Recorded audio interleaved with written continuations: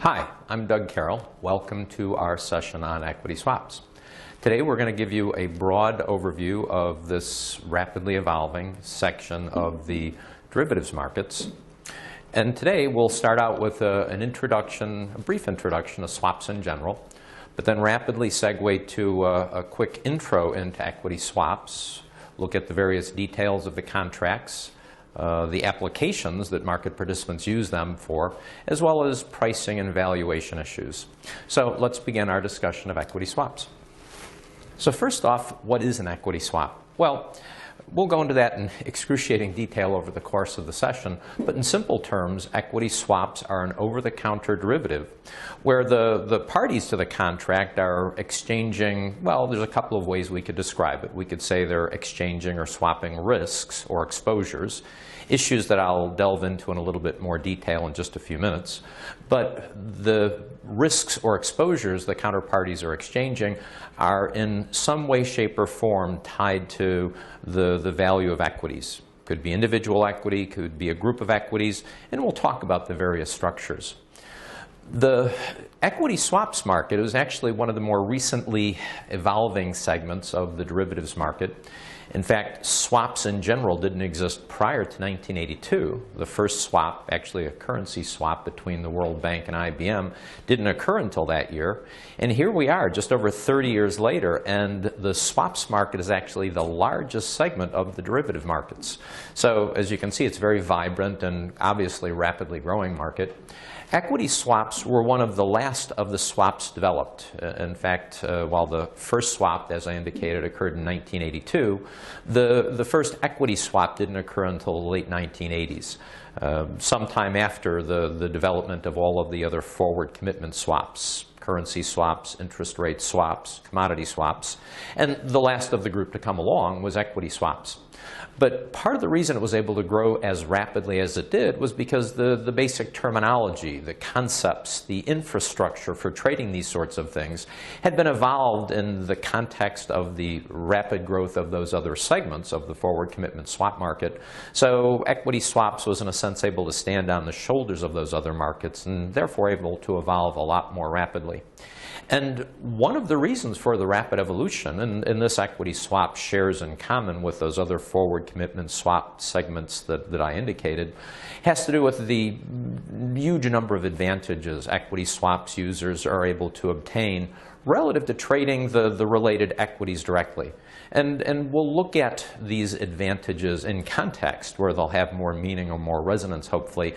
But just to give you a quick foreshadowing of what we're going to talk about later. Swaps convey advantages related to the flexibility of creating these exposures.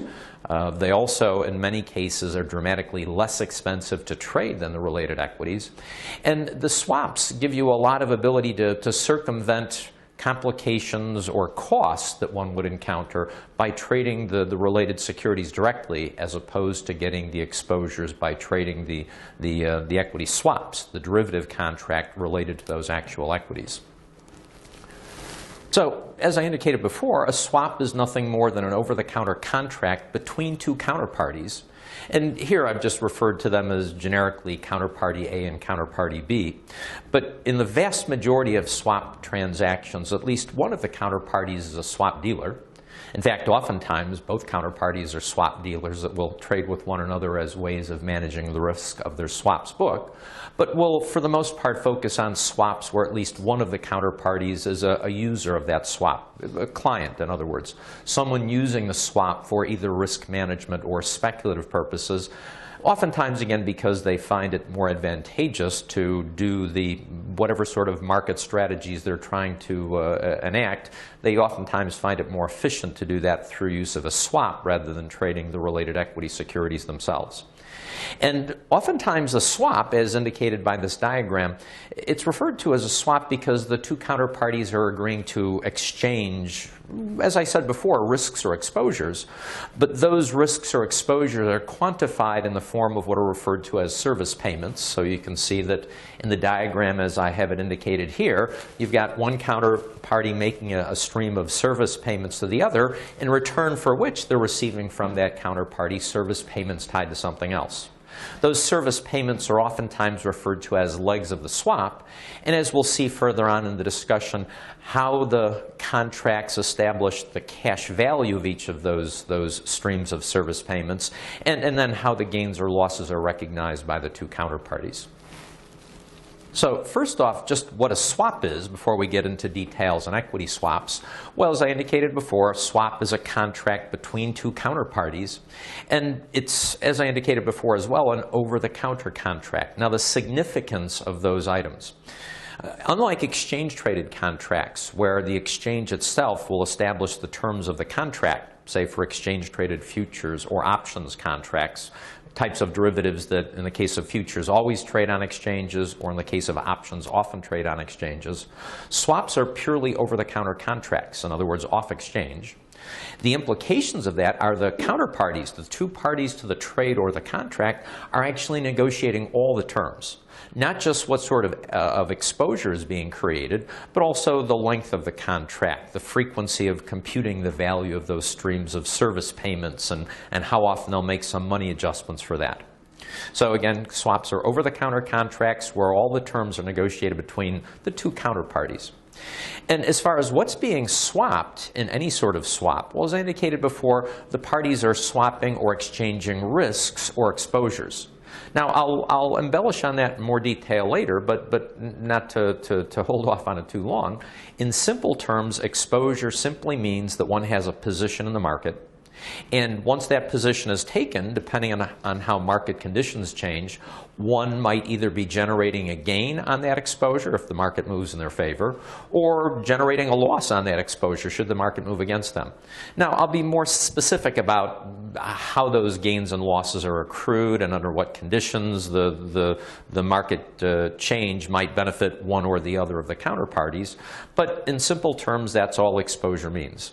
And so that's what's taking place in a swap. The counterparties are exchanging these exposures, and they might be taking on the exposure they're picking up through the swap, possibly as a way of managing risk. In other words, the exposure being taken on through the swap might actually offset some other exposure, and we'll look later on at how swaps are used to offset existing risks. But swaps can also be used to take on exposures. And why might someone take on an exposure via a swap rather than trading the related equity securities? Well, as indicated before, market participants in many cases will find it more advantageous to establish that exposure through a swap, either because it's less expensive or the position can be entered or exited more easily, more liquid in other words, or the swap might enable them to circumvent complications that might be encountered where they'd be trading the actual securities as opposed to obtaining that exposure through the swap. And while the diagram we saw previously, and that's replayed at the bottom of this page as well, shows the counterparties, in a sense, exchanging service payments, that's typically not the case. In the vast majority of instances, what will happen is they'll compute the value of those two streams of service payments, or the two legs. And then rather than paying both of the legs in full, they'll, at least where possible, and this is in the vast majority of the cases true, they'll net those values out, and so the party owing the larger amount will make a payment equal to the difference between the value of the two legs. Now, if those words weren't clear, don't worry. We'll actually illustrate that with a number of examples later on. We'll compute the value of the legs and go through the computation of a settlement payment. But as I was indicating before, this will be true in the vast majority of instances. The parties won't be paying the legs in full, except, of course, in the case of currency swaps, because in the case of cross-currency swaps, the two legs are expressed in interest rates in different currencies, and so there's no obvious way to net them out. So in cross-currency swaps, the counterparties are typically paying the value of the leg they owe in full.